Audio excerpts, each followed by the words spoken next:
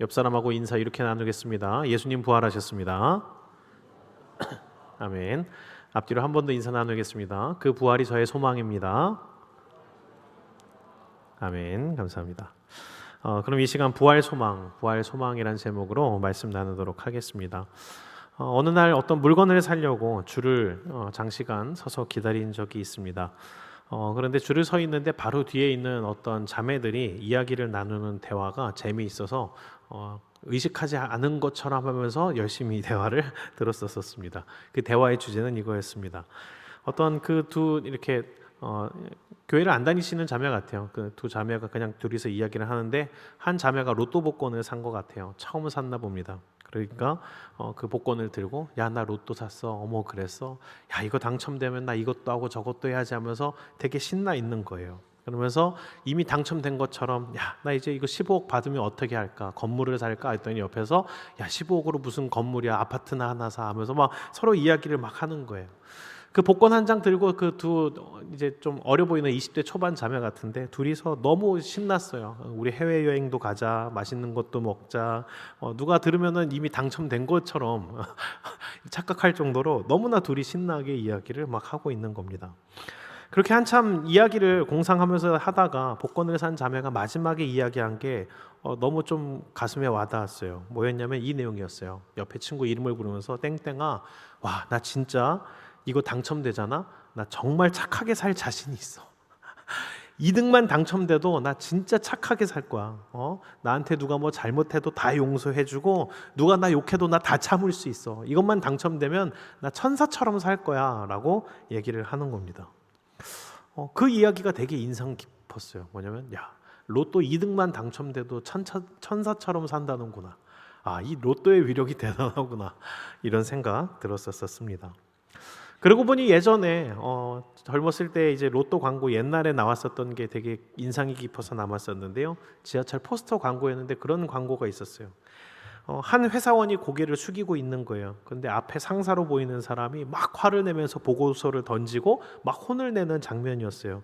근데 그게 이상한 게 뭐냐면 그 혼을 나는 이 회사원이 웃고 있는 겁니다. 그러면서 카피 문구는 이렇게 나와 있었어요. 괜찮아, 나에겐 로또가 있다 라고 하면서 로또 용지를 듣고 웃고 있는 사연이었습니다. 그 광고가 시리즈물이었어요. 다음 편은 뭐였냐면 이 사람이 어떤 사고가 나서 붕대를 감았어요. 그런데 웃고 있어요. 왜요? 괜찮아, 나에겐 로또가 있다 라면서 로또 용지를 들고 있는 광고였어요. 그 다음에 또 있었어요. 그게 뭐냐면 괴로운 출근길 지옥철에 가득 껴있는 거예요. 사람들은 다 인상 찌푸리는데 이 회사원은 씩 웃고 있는 거예요. 왜 웃고 있나 했더니 괜찮아, 나에겐 로또가 있다 라고 하면서 그 로또를 들고 희망에 부풀어 있는 사람들 뭐 이런 것들을 말하는 게 그때 광고의 컨셉이었습니다. 극단적인 얘기지만 실제로 근데 사실 그렇습니다. 아주 놀라운 소식, 앞으로 만약에 무언가를 얻게 된, 놀라운 것을 얻게 된 그런 소망과 소식이 있으면 사람은 당장의 현실을 뛰어넘게 됩니다. 군대에서 그런 경험을 했어요. 별로 좋지 않은 쪼잔한 고참이 있습니다. 이분 상병되고 병장되면 너그러워져야 되는데 냉동식품 먹을 때에도 막 2-3개씩 입에 넣는 거예요. 같이 하나씩 먹어야 되는데 그렇게 악착같이 먹으려고 하고 그 이등병들 군용품까지 빼앗는 그런 좀 잔혹한 사람이었는데 이분이 어느 날 자신의 관물대에서 싸제용품부터 시작해서 자기의 모든 걸 나누기 시작하는 거예요. 야, 너 이거 필요하댔지? 너 가져. 너 라면 먹고 싶냐? 너 가져. 너 이거 하고 싶냐? 너 가져 하면서 자기의 것을 다 나누는 겁니다. 왜 그랬을까요? 이제 제대가 얼마 안 남았었던 거예요. 이제 며칠 뒤면, 몇 주 뒤면은 나는 이제 제대를 한다, 민간인으로 돌아간다라는 소망과 희망이 가득 차니까 그 악착 같던 그 고참이 변해 있다라는 것을 우리가 보게 되었습니다. 이것이 바로 소망의 힘입니다. 오늘은 한국 기독교의 역사 중에서 한 선교사님의 이야기를 나누려고 합니다. 혹시 로제타 샤우드 홀이라는 이름을 들어보셨습니까? 나중에 시간이 된다면 기독교인이라면 반드시 가야 되는 장소가 있습니다. 거기가 어디냐면 합정동에 있는 이 양화진 선교사 무덤입니다. 거기에 가면 박물관이 잘 되어 있어서 선교사님의 일대기들을 볼 수 있으니까 꼭 시간을 내서 가시기를 바랍니다. 오늘 로제타 샤우드 홀 선교사님의 이야기를 나누자면 이러합니다. 조선 말기에 고종 황제 때의 조선은 너무나 어렵고 열악했습니다. 왜냐하면 이전에 흥선대원군의 쇄국 정책의 영향으로 나라의 발전이 너무 뒤처졌었던 거예요. 그래서 당시의 조선은 있는 것을 찾기보다 없는 것만 많은 그런 나라였습니다. 백성들은 헐벗었고 굶주렸으며 무지하고 고집셌습니다. 그러한 조선의 백성들 어땠을까요? 특히 병에 관련해서 너무나 취약했습니다. 아주 간단한 의료 혜택조차 받지 못해서 너무나 미미하고 작은 병으로도 목숨을 잃는 사람들이 수두룩했고, 온갖 미신과 무지로 말미암아서 제때 치료를 받지 못하는 경우도 너무 많았습니다. 심지어는 어느 정도였냐면 밥을 먹다가 체하기만 해도 죽는 아이들이 생기는 경우가 많았었다라는 거예요. 그런 가운데에서 여자들은 어땠을까? 여자들이 더 취약했습니다. 특히나 유교적 문화의 폐해 가운데 여인들은 병이 걸려도 병원 자체를 가지 못했고, 그리고 용기를 내서 병원에 간다 하더라도 남자 의사들에게 진료를 받지를 못했습니다. 왜냐하면 여인이 얼굴도 보여주려고 하지 않고 몸에 손도 못 대게 하는 거예요. 그러니까 진료가 이루어지질 못했습니다. 그 가운데서 조선에 먼저 와서 의료 선교 사역을 하고 있었던 스크랜트 선교사님이 너무 안타까워서 미국 선교본부에 요청을 합니다. 조선의 여자들을 살리기 위해서는 남자 의사로 되지 않습니다. 여자 의사를 보내주셔야 됩니다. 수없이 많은 조선의 여자들이 죽고 있습니다. 여자 의사 좀 보내주십시오. 간곡하게 요청을 했습니다. 이 요청을 한 때가 고종 황제가 활동했던 시기인데 1800년대 후반입니다. 이때 여자 의사가 있었을까요? 여자 의사가 드물었습니다. 발달에 따르는 미국에서도 이제 막 여자들이 본격적으로 학업을 시작했던 때고, 이제 막 일터로 나아가기 시작했던 때라 여자 의사는 극히 드물고 또 귀했습니다. 그런데 그때 그 상황 중에 메타 하워드라는 기독교인 여자 의사가 조선으로 갑니다. 조선의 여인들과 선교를 위해서 조선으로 향한 겁니다. 그 메타 하워드는 윌리엄 스크랜튼 박사와 함께 정동 지역에서 한옥을 개조해서 최초의 여성 전용 병원 보구여관을 짓습니다. 이 보구여관이라는 이름이 무슨 뜻이냐면 보편적으로 여자를 구하는 기관이다 해서 고종 황제가 직접 이름을 지어준 이름 보구여관입니다. 그렇게 해서 최초의 여성 병원이 열려서 조선의 여인들이 병을 치료받게 되었습니다.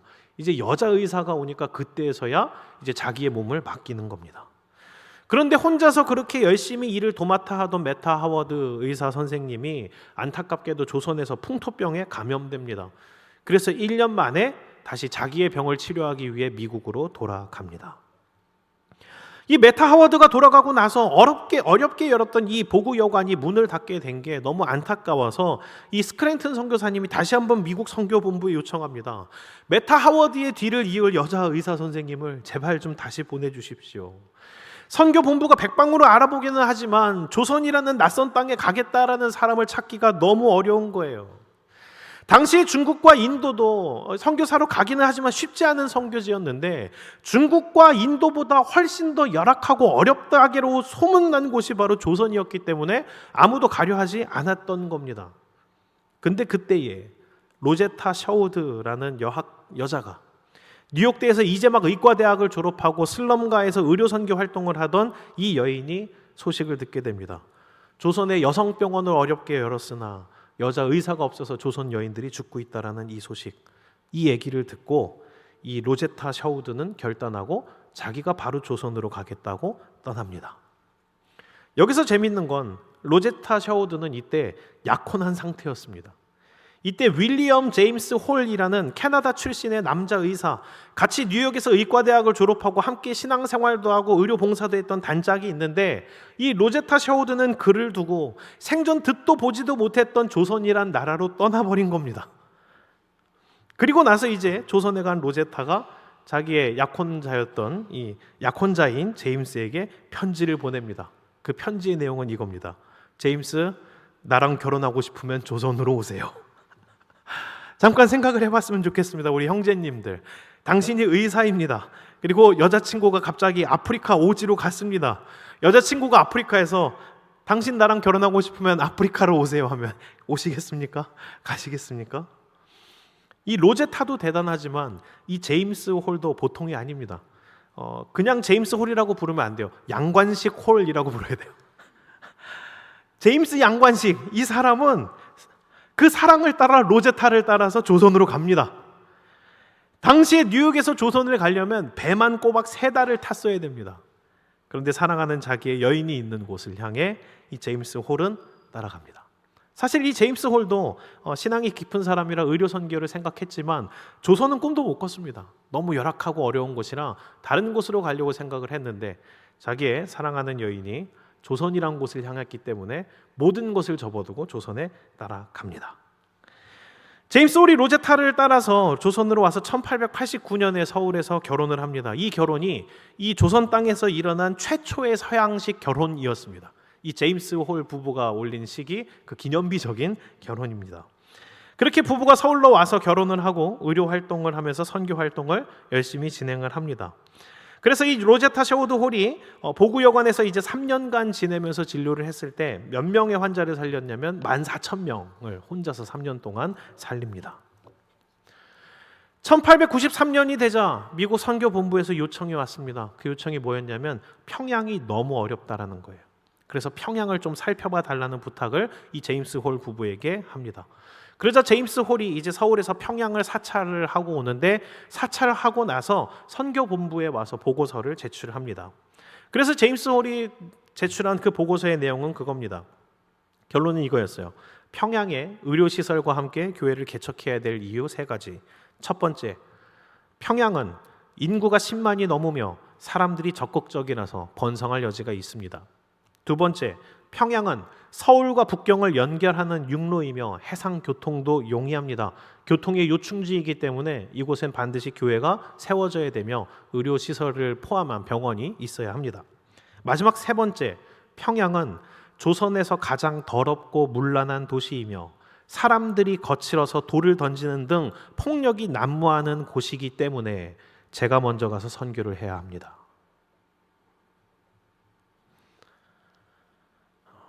이 마지막 보고는 너무 멋있는 것 같습니다. 가장 어려운 곳이고 폐역한 곳이고 아무나 못 가는 곳이기 때문에 그렇기 때문에 자기들 부부가 가야 된다라고 결론을 내리며 어린 아들을 데리고 평양으로 제임스 홀 부부가 갑니다. 평양에 병원을 세우고 교회를 세우고 활동을 하는데 얼마 안 가서 1894년에 청일 전쟁이 터집니다. 하필이면 이 평양이 그 청일 전쟁의 격전지가 되어버리는 겁니다. 그래서 전쟁을 피해서 어쩔 수 없이 홀 부부가 서울로 갑니다. 근데 그렇게 서울로 떠나는데 홀 부부의 마부로서 활동을 하던 김창식이라는 사람이 있습니다. 이 사람이 이제 녹을 받으면서 월급을 받으면서 이 홀 부부를 위해서 여러 가지 비서 일들을 해주고 마부 일들을 해주고 했는데 이 사람이 홀 부부와 함께 다니다가 이미 크리스찬이 되었습니다. 그래서 홀 부부가 서울로 가겠다고 피하겠다고 했는데 이 김창식 씨는 이 병원과 교회를 누군가 남아서 지켜야 된다며 남겠다라고 합니다. 그래서 그 전쟁의 격전지 가운데 그 평양에 홀로 남아서 이 병원 건물과 이 교회 건물을 이 김창식 씨가 지킵니다. 그때 지킬 때 어떻게 하냐면 이곳이 교회다라는 표시로 붉은색 십자가를 크게 앞에다가 깃발로 걸어 놓습니다. 되게 재미있는 건 피할 곳이 없는 가운데 수많은 사람들이 그 붉은 기가 걸려져 있는 곳으로 들어왔고 수없이 많은 포탄과 총알이 날아드는 상태에서도 그 병원과 교회는 그 청나라도 일본도 건들지 않았던 겁니다. 왜 그랬을까라는 추측으로는 그곳은 아무래도 이제 서양인들이 혹시 있을 수 있다. 미국의 전쟁에 빌미를 주면 안 된다라는 생각으로 양쪽 다 공격을 하지 않은 것 아니냐라는 추측을 하고 있는데 하여튼 재미있는 건 그 십자가 깃발 밑에 모여든 사람들은 모두가 안전할 수 있었다라는 겁니다. 그 전쟁통에서도 생명을 모두가 구할 수 있었다라는 겁니다. 이게 되게 큰 계기가 돼서 평양에서 교회가 부흥하게 되는 원인 중에 하나가 됩니다. 그리고 재밌는 건 이 김창식 씨는 나중에 한국인 최초의 목사님 중 한 분이 됩니다. 그렇게 전쟁이 끝나고 난 뒤 근데 평양은 상황이 더욱더 끔찍해집니다. 왜냐하면 온 거리에 넘쳐나는 시체들이 제대로 치워지지 않은 상태에서 방치되니까 그곳에서 전염병이 일대에 모두 전염병이 퍼지게 되는 겁니다. 그래서 전염병이 창궐하게 되면서 이제 전쟁으로 남았던 사람들마저도 다 죽어가는 가운데 평양 사람들이 전부 다 도망가는 겁니다. 피난 가는 겁니다. 그래서 평양에 살던 사람들도 나가고 있는데 제임스 홀이 그 소식을 듣고 마펫 사무엘 선교사님과 함께 오히려 다시 평양으로 향합니다. 왜 그 위험한 곳에 가냐 했더니 병들어서 도망가지 못하는 사람들이 있기 때문에 제가 가야 합니다. 그곳에서 차마 도망가지도 못하는 사람들이 죽어가고 있기 때문에 제가 가야 합니다 라면서 이 제임스 홀이 평양으로 다시 들어갑니다. 그래서 전염병 걸린 환자들을 치료합니다. 그러나 그 치료 중에 제임스 홀이 전염병에 감염되고 서울로 후송된 지 일주일 만에 사망하게 됩니다. 그때가 제임스 홀의 나이 35살 때, 결혼한 지 5년째 되는 해, 2살짜리 아들과 아내를 두고 그렇게 하나님 품에 안깁니다. 제임스 홀도 셔우드 홀도 미국에 있었으면 상류 1%가 누리는 삶을 살았을 텐데 이 로제타 셔우드 홀은 조선에 와서 남편을 잃었습니다. 2살짜리 아들과 게다가 심지어 이때는 뱃속에 둘째가 있었습니다. 제임스 홀의 장례식 후에 셔우드 홀은 미국으로 돌아갑니다. 미국으로 가는 셔우드 홀을 보며 조선의 수많은 사람들은 모두 미안한 마음을 가지고 다시는 못 볼 거라 생각하며 이 셔우드 홀을 보내줍니다. 그런데 3년 만에 그 셔우드 홀이 다시 돌아옵니다. 2 아이를 데리고. 다시 돌아온 셔우드 홀은 다시 또 평양으로 들어갑니다. 미국에서의 이 3년간의 시간이 무엇이었을까를 조사해 보니 여기서 믿겨지지 않는 것들이 찾아집니다. 그 3년은 그저 출산과 심리적 회복의 기간 정도가 아니었습니다. 이때 셔우드 홀은 미국으로 갈 때 이화학당에서 가장 뛰어난 실력을 보이는 여학생 박 에스더를 미국으로 데려갑니다. 셔우드 홀이 한국에서 진료와 선교 사역을 하면서 가장 많이 생각했었던 것이 뭐였냐면 후진 양성이었습니다. 조선이 스스로 자립하는 것이 중요한데 그 기반을 세워주는 것이 잠깐의 진료보다 훨씬 더 중요하다. 그래서 한국인 의사가 있어야 된다. 이것에 대해 방점을 내서 이 셔우드 홀은 미국으로 돌아갈 때 박 에스더를 데리고 가는 겁니다. 그래서 이 박 에스더를 셔우드 홀이 의과대학에 진학시켜서 한국 최초의 여성 의사로 만듭니다. 그리고 그와 동시에 무엇을 하냐면 남편인 제임스 홀의 이 일대기를 정리해서 전기를 써서 책으로 출간을 합니다. 그 출간한 제임스 홀의 전기를 가지고 이 셔우드 홀은 어떻게 하냐면 미국 교회들을 돌아다니며 조선을 위한 펀딩을 진행합니다.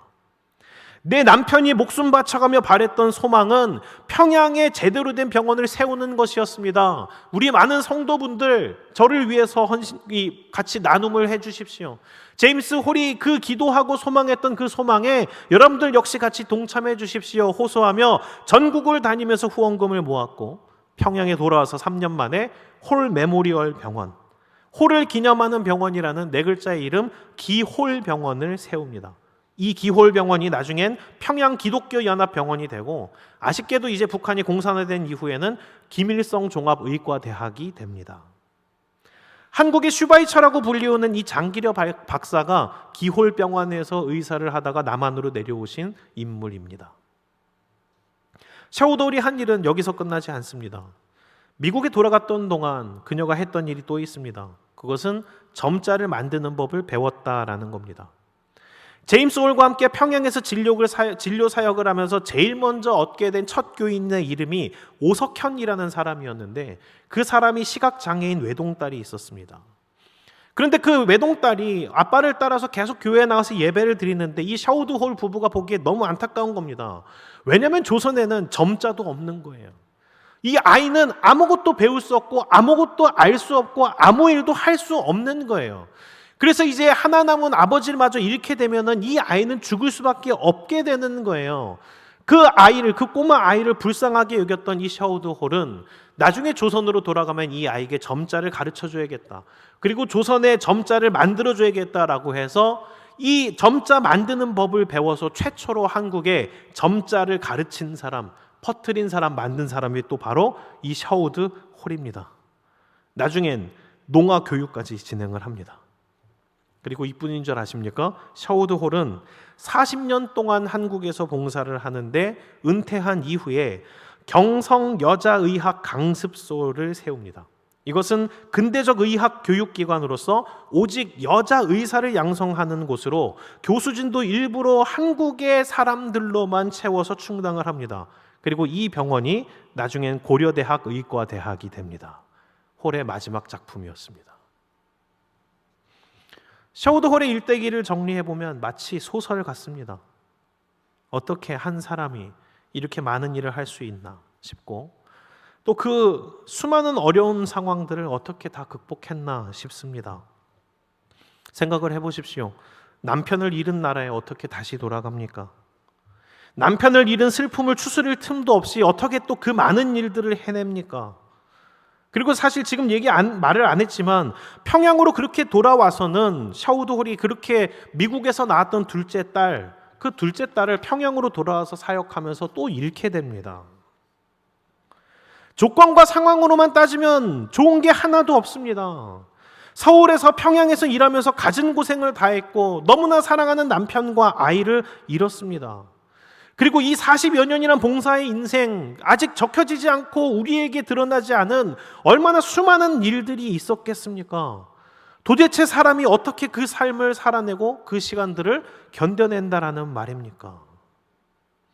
샤오드 홀은 양화진에 묻히면서 다음과 같은 유산을 남겼습니다. 4권의 일기, 2권의 육아일기, 그리고 빼곡한 기도수첩 20권, 그리고 달고 다른 묵상 성경책 1권이었습니다. 그게 그녀가 남긴 재산의 전부였습니다. 왜 잘 살 수 있는 의사가 조선 땅에서 이런 모진 인생을 살아냅니까? 이 질문에 샤오드 홀은 이렇게 일기장에 대답해 놨습니다.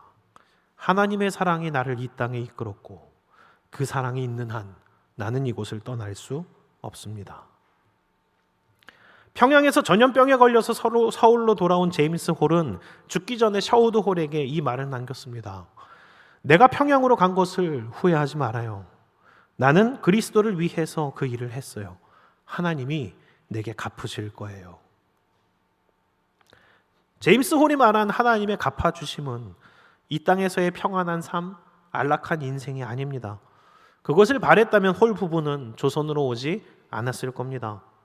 홀 부부가 바랬던 것, 홀 부부가 믿고 의지했던 것은 하나님이었습니다. 홀 부부가 그 모진 고난 가운데에서도 그 헌신의 삶을 실천할 수 있었던 궁극적인 이유는 하나님의 사랑과 부활의 소망이 그들 안에 있었기 때문입니다. 하나님 나라에서 다시 만날 소망이 그들 안에 있었기에 남편을 잃고 나서도 3년 동안 자신의 해야 될 사명에 집중할 수 있었던 것이고, 자기의 딸을 잃는 죽음의 고통 가운데에서도 좌절하고 포기하지 않을 수 있었던 겁니다.